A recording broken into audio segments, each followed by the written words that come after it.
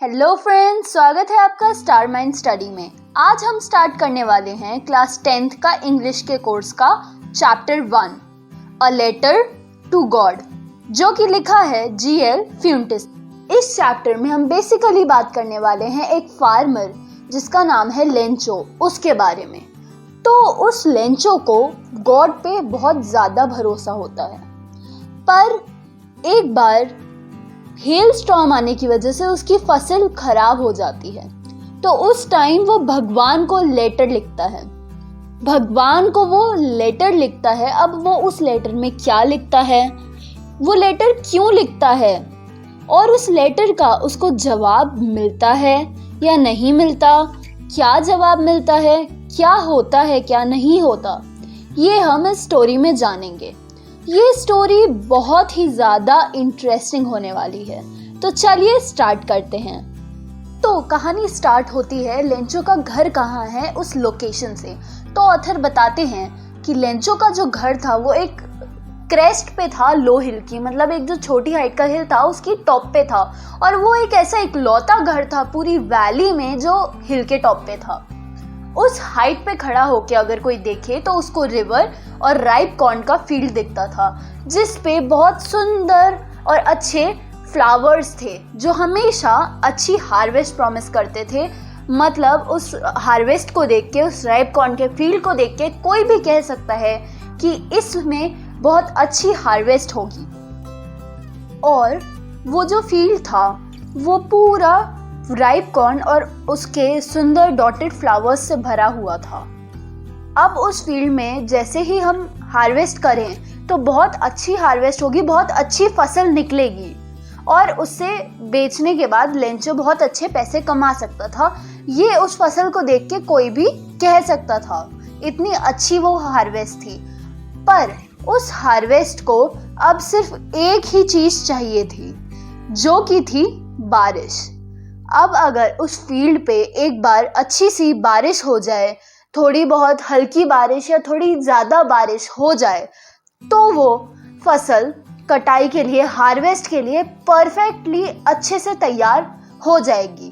बस एक बारिश की ज़रूरत थी उस हार्वेस्ट को।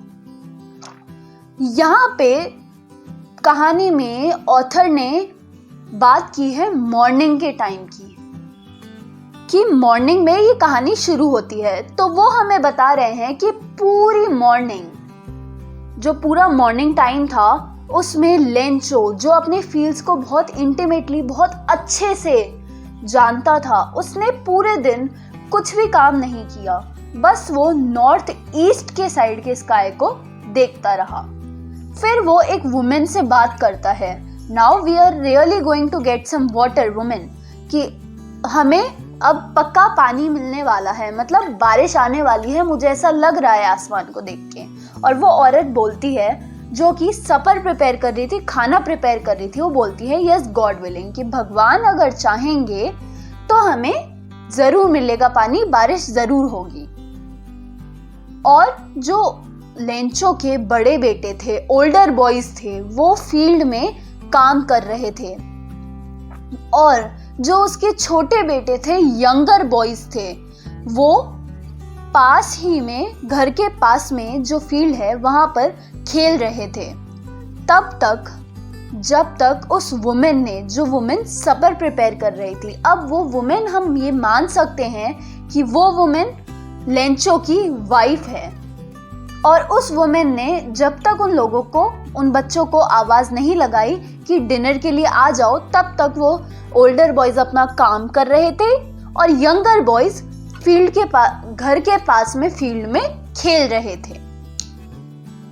और जब लेंचो मील कर रहा था, उस टाइम पे जैसा उसने प्रेडिक्ट किया था, जैसा उसने सोचा था, जैसा उसे लगा था कि बारिश होगी, ऐसे ही बारिश होने लग गई। बहुत बड़ी बड़ी रेन ड्रॉप्स गिरनी चालू हो गई। और जो नॉर्थ ईस्ट साइड थी, जहाँ पे, जिस साइड पे लेंचो लगातार, जिस साइड के स्काई को लेंचो लगातार देख रहा था, उस साइड पे देखा जाए तो वहाँ से ह्यूज माउंटेन्स ऑफ क्लाउड्स देखे जा सकते थे अप्रोच करते हुए। मतलब बहुत सारे बादल आते हुए उसकी तरफ, लेंचो के फील्ड की तरफ देखे जा सकते। तो उस टाइम पे जो एयर थी, जैसे बारिश आने वाली होती है तो उससे पहले हवा में बहुत अच्छी सी फ्रेश स्मेल हो जाती है, बहुत स्वीट लगती है हवा, मतलब बहुत अच्छी सी खुशबू हो जाती है, रिफ्रेशिंग हो जाती है हवा। तो वैसी ही एयर फ्रेश और स्वीट हो गई थी उस टाइम पे। और जो मैन था, मतलब लेंचो था, वो बाहर बारिश में गया और किसी रीज़न से नहीं, बस उसे वो बारिश अपने आप पे फील करनी थी। जैसे ही कई बार होता है, जब भी बारिश होती है हम बाहर जाके बारिश में अपना हाथ आगे करके बारिश को अपने हाथ पे गिरता फील करते हैं, तो बहुत अच्छा लगता है हमें, बहुत सैटिस्फैक्टरी, रिलीविंग होता है, बहुत अच्छा स्ट्रेस रिलीव हो जाता है हमारा। तो बस इसी रीज़न से लेंचो भी बाहर गया बारिश में।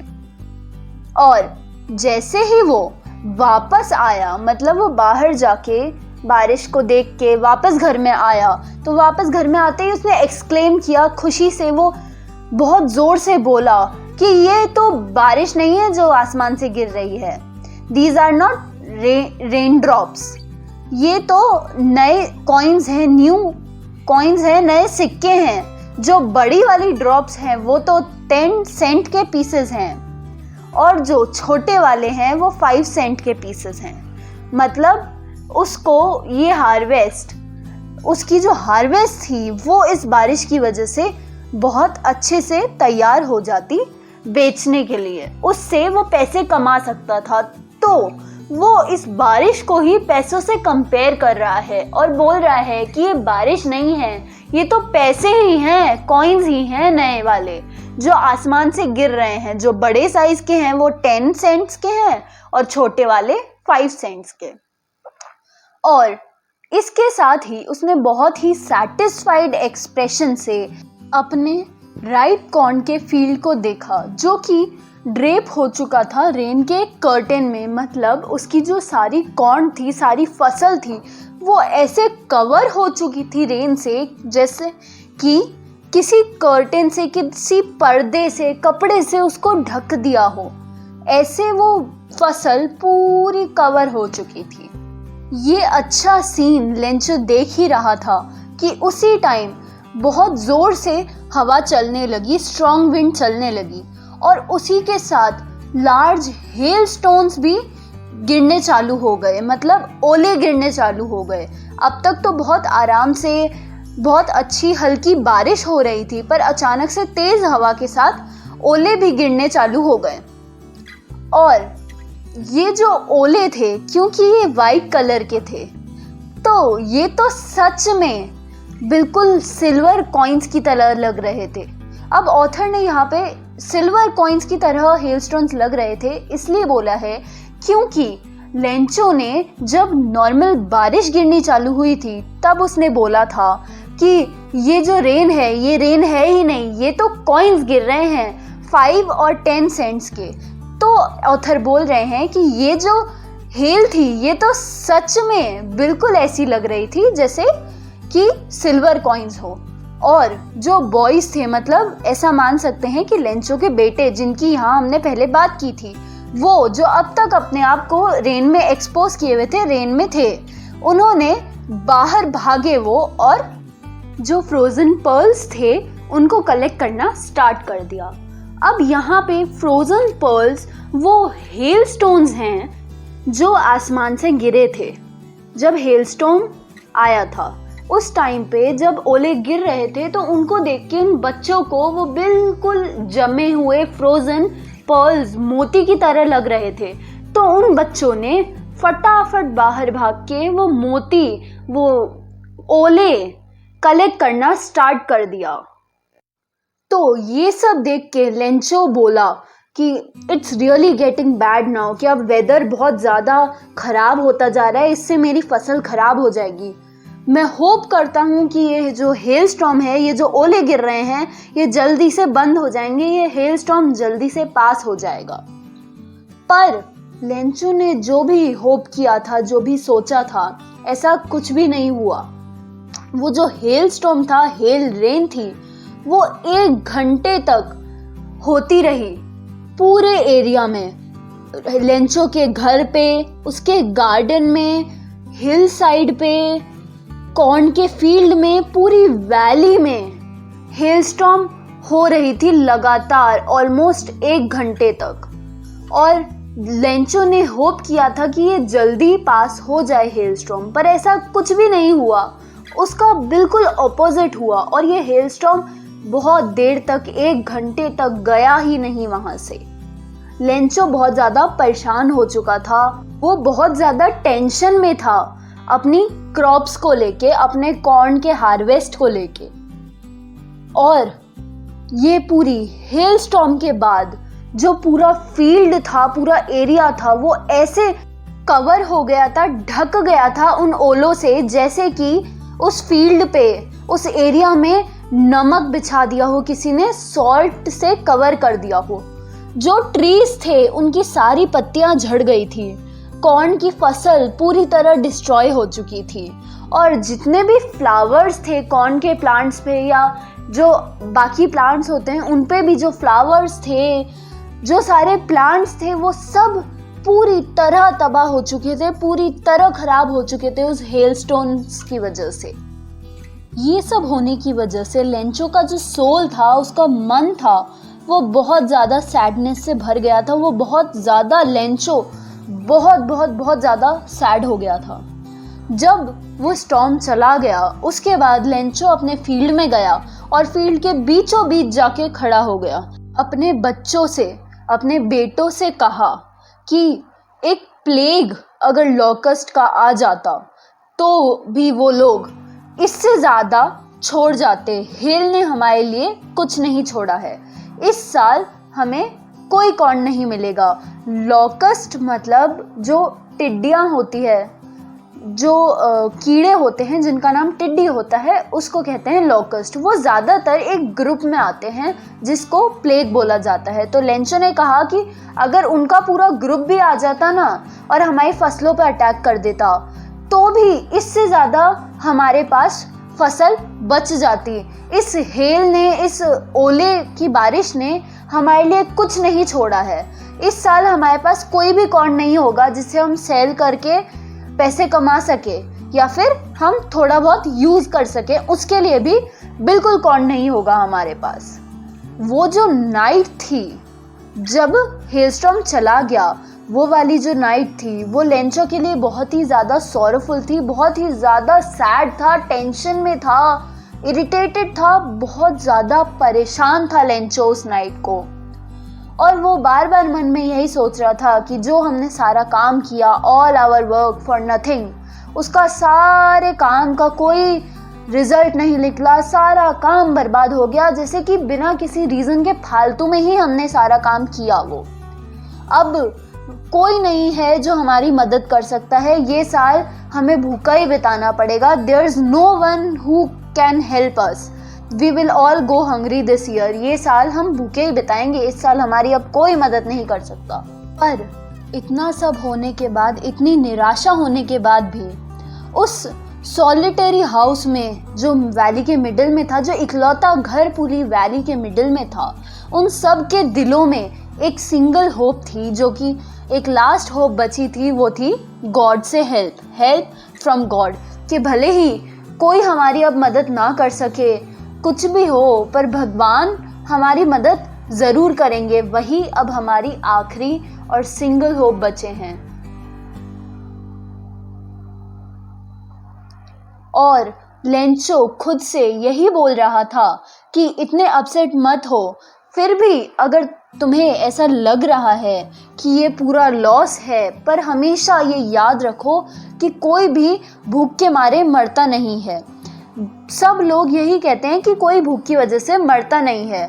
अगर लेंचो खुद को समझा रहा था, जब भी हमें कोई टेंशन होती है तो हम खुद को एक मोटिवेटिंग वर्ड्स बोलते हैं जिससे कि हमें निराशा ज़्यादा ना हो, हम खुद को वापस से मोटिवेट कर पाए। उसी तरह से लेंचो भी ये वर्ड्स अपने आप से बोल रहा था कि सब कहते हैं कि भूख की वजह से कोई नहीं मरता, हंगर से कोई नहीं मरता, तो इतना ज़्यादा अपसेट होने की कोई ज़रूरत नहीं है।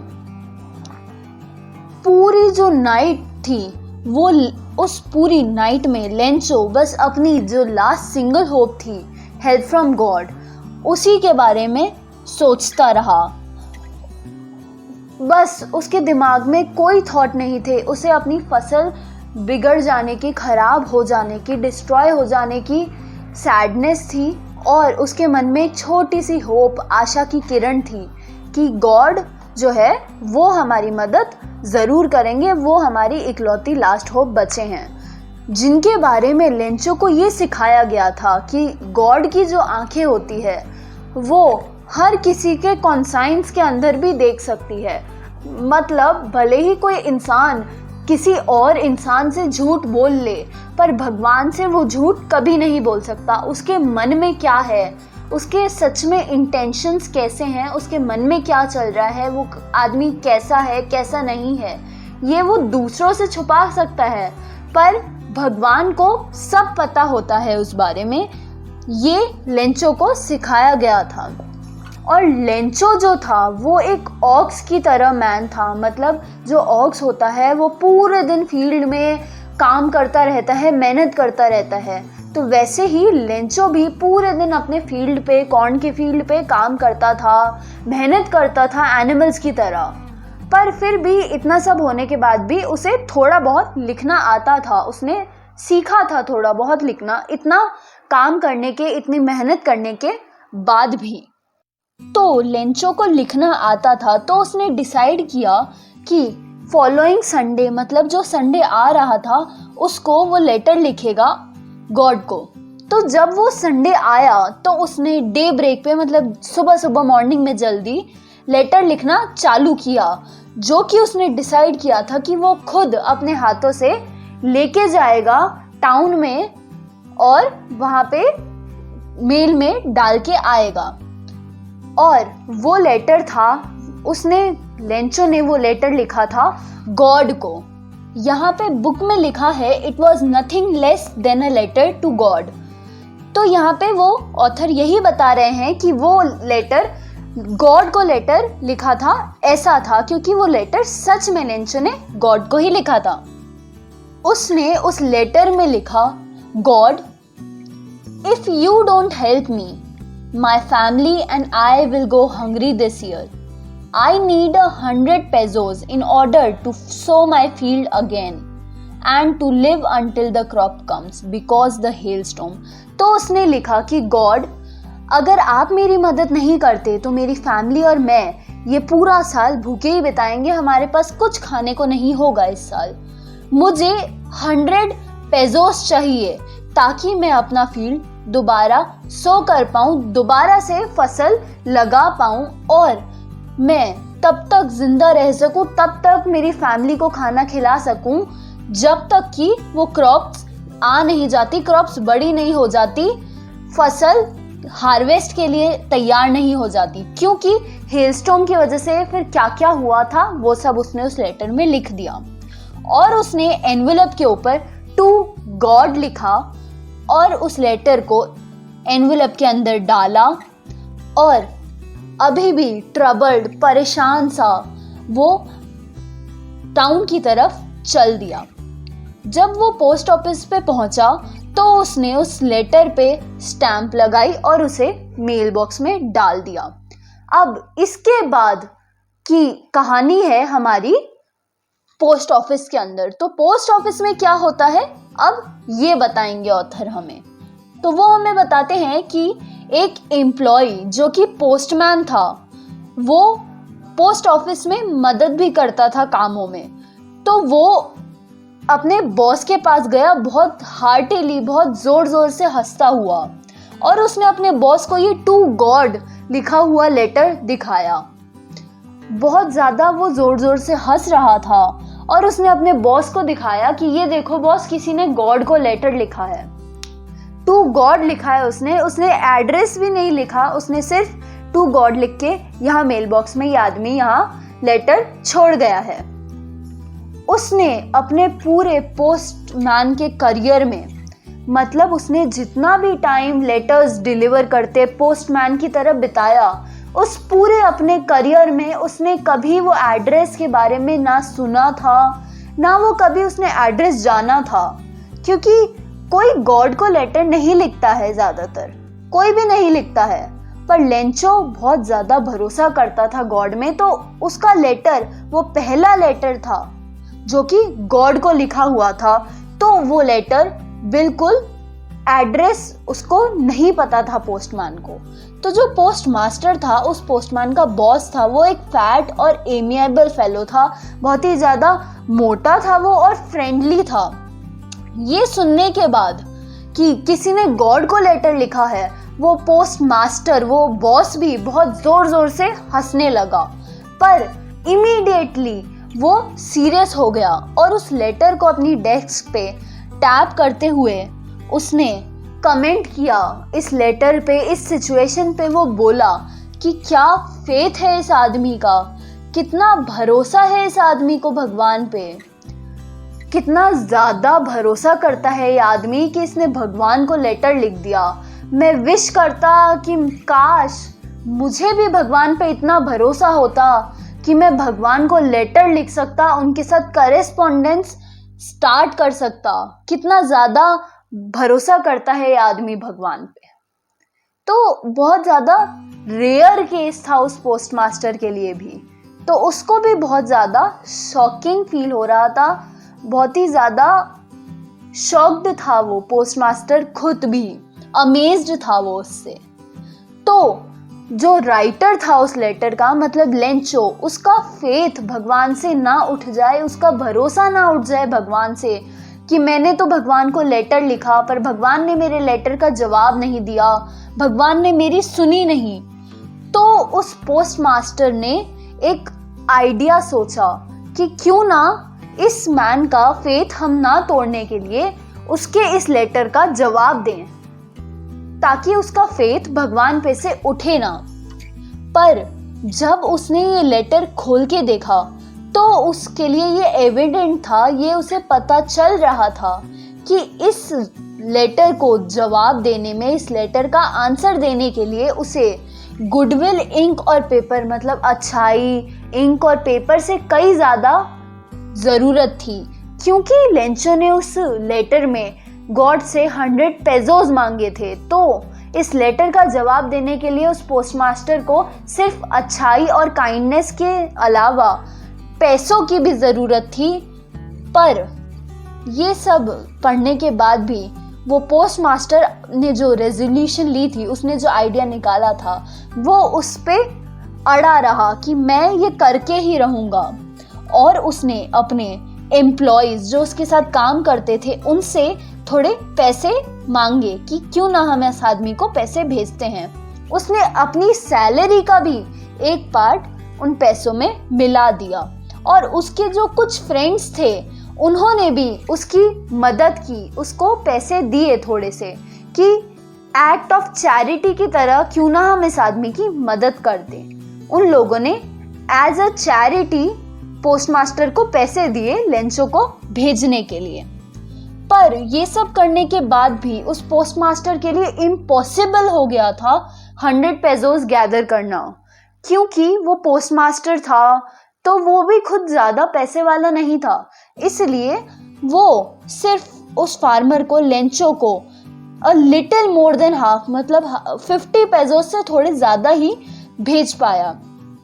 और उसने वो सारी मनी जो उसने कलेक्ट की थी, वो सारी मनी एक एनवेलप में डाली, जिसको उसने एड्रेस किया था लेंचो को, जिसपे लेंचो का नाम लिखा था। और उसने उसके अंदर एक छोटी सी चिट्ठी भी डाली जिसमें उसने सिर्फ एक चीज़ लिखी थी, जो कि था गॉड का सिग्नेचर। तो उसके बाद जो संडे आया, जो फॉलोइंग संडे था, उस संडे को Lencho post office normal time से थोड़ा जल्दी आ गया, ये पूछने के लिए कि उसके लिए कोई चिट्ठी आई है या नहीं। तो जो पोस्टमैन था जिसने ये चिट्ठी ले जाके अपने बॉस को दिखाई थी, उसने खुद ने ही लेंचो को ये चिट्ठी दी। जबकि उस टाइम पे जो पोस्ट मास्टर था, बॉस था, वो अपने ऑफिस से लेंचो को देख रहा था बहुत ही सैटिस्फैक्शन के साथ कि मैंने इस आदमी की मदद की है। तो जो अच्छा काम करने की हमें मन में खुशी होती है, सैटिस्फैक्शन होती है, उससे लेंचो को देख रहा था। वो लेटर मिलने के बाद लेंचो ने बिल्कुल भी सरप्राइज तक नहीं दिखाया कि उस लेटर में, उस एनवेलप में पैसे सच में भेज दिए थे भगवान ने। उसे इतना ज्यादा भरोसा था गॉड पे। पर जब उसने वो मनी काउंट की तो वो बहुत ज्यादा गुस्सा हो गया, एंग्री हो गया कि गॉड कोई मिस्टेक तो कर नहीं सकते, ना ही उन्होंने मना किया होगा जो लेंचो ने रिक्वेस्ट किया उस चीज को। तो ऐसा कैसे हुआ कि मेरे पास पैसे कम हुए आए? तो हाथों हाथ लेंचो जो है विंडो के पास गया और उसने इंक और पेपर मांगा और पब्लिक राइटिंग टेबल जो होती है वहां पे जाके लिखना स्टार्ट कर दिया उसने फटाफट, with much wrinkling of his eyebrows caused by the effort he had to make to express his ideas। तो जब वो लेटर लेंचो लिख रहा था तो उसका जो फेस था, उसकी आईब्रोज थी, उन पे बहुत ज़्यादा रिंकल्स आ चुके थे। जब भी हम किसी टेंशन में होते हैं तो हमारे फेस पे या हमारे फोरहेड पे बहुत सारे रिंकल्स आ जाते हैं। वैसे ही वो लेटर लिखते टाइम लेंचो के भी फोरहेड पे रिंकल्स आ चुके थे, जो कि आए थे उसके एफर्ट की वजह से, जो वो अपना आइडिया एक्सप्रेस करने में, उसको क्या वो कहना चाह रहा है, वो आइडियाज एक्सप्रेस करने में उसको जो एफर्ट लगाने पड़ रहे थे, उस वजह से उसके फोरहेड पे, आईब्रोज पे वो रिंकल्स आए थे। तो जब उसने वो लेटर लिखना फिनिश किया तो वो वापस से विंडो के पास गया, उसने एक स्टैम्प खरीदा, उसे लिख करके अपने फिस्ट के ब्लो से थोड़ा सा फिस्ट से उसने थोड़ा सा उसको मारा और उसको अफिक्स कर दिया, मतलब चिपका दिया एनवेलप के ऊपर। और फिर वो उस लेटर को मेल बॉक्स में उसने लेंचो ने डाला और वो वहां से चला गया। अब लेंचो का ऐसा बिहेवियर देख के वो पोस्टमैन और पोस्टमास्टर भी थोड़े कंफ्यूज हो गए होंगे और वो बहुत ज़्यादा उत्सुक भी, क्यूरियस भी हो गए होंगे कि अचानक से हमने तो इसकी मदद की, इसको पैसे दिए और ये इतना गुस्से में लेटर क्यों लिख के गया। तो जैसे ही वो लेटर मेल बॉक्स में गिरा, उसी मोमेंट पे पोस्टमास्टर गया, उसने मेल बॉक्स से वो लेटर निकाला और उसे पढ़ा। क्योंकि यहाँ पे हमें बताया तो नहीं है स्टोरी में कि वो पोस्टमैन या postmaster, post office employees curious थे या कुछ, पर क्योंकि जैसे ही वो लेटर मेल बॉक्स में गिरा, पोस्टमास्टर ने जाके उसे पढ़ा, तो हम ये मान सकते हैं कि पोस्टमास्टर क्यूरियस था। तो उस लेटर में लिखा था कि God of the money that I asked for only 70 pesos reach me, send me the rest since I need it very much, but don't send it to me through the mail because the post office employees are a bunch of crooks। Lencho, तो Lencho ने उस letter में लिखा था कि God, आपने जो मुझे 100 pesos भेजे, आपने जो मुझे मनी भेजी, उसमें से सिर्फ 70 pesos ही मेरे तक आए, मुझ तक पहुंचे, मुझे मिले। आप प्लीज मुझे बाकी की मनी भी फटाफट भेज दो, क्योंकि मुझे बहुत ज्यादा जरूरत है इस सारी मनी की। पर इसे आप मुझे मेल के थ्रू मत भेजना, क्योंकि पोस्ट ऑफिस एम्प्लॉयज जो हैं वो एक बंच ऑफ क्रूक्स हैं। लेंचो, तो लेंचो ने उस लेटर में लिखा कि मेरे को आपने जो 100 pesos भेजे उसमें से मुझे सिर्फ 70 मिले, आप मुझे बाकी के भेज दो, मुझे बहुत ज़रूरत है। अब यहाँ पे हम ये मान सकते हैं कि लेंचो ने ये समझ लिया कि जो पोस्ट ऑफिस एम्प्लॉयज हैं उन्होंने, गॉड ने जो 100 pesos भेजे थे उसमें से 30 अपने पास रख लिए और लेंचो को सिर्फ 70 ही मिले। तो वो बोलता है कि गॉड, आपने तो मुझे पूरे भेजे होंगे। उसको ऐसा लगा कि गॉड ने मुझे पूरे भेजे, पर ये जो पोस्ट ऑफिस के एम्प्लॉयज हैं ना, ये क्रूक्स हैं, इन लोगों ने ना 30 pesos रख लिए, तो अब की बार आप मुझे मेल से मत भेजना, पर आप मुझे वो 30 pesos जो हैं वो भेज ही देना, क्योंकि मुझे उनकी बहुत ज़रूरत है। पर मेल से मत भेजना, वरना ये लोग उसमें से भी कुछ ना कुछ रख लेंगे। और इसी के साथ हमारी स्टोरी ख़त्म हो जाती। अगर आपको इस चैप्टर में या किसी भी चैप्टर में कोई भी प्रॉब्लम आई है, कहीं कोई डाउट है या कुछ नहीं समझ आ रहा है, तो आप मुझे नीचे कमेंट सेक्शन में कमेंट करके मुझसे अपना डाउट पूछ सकते हैं। मैं आपका डाउट सॉल्व करने का पूरा ट्राई करूंगी। तो अब मैं आपसे मिलूंगी नेक्स्ट वीडियो में। तब तक के लिए बाय बाय। तो अगर आपको ये वीडियो पसंद आई है तो वीडियो को लाइक कर देना, और अगर चैनल पे नए हो तो चैनल को सब्सक्राइब करके बेल का आइकन दबाना बिल्कुल मत भूलना।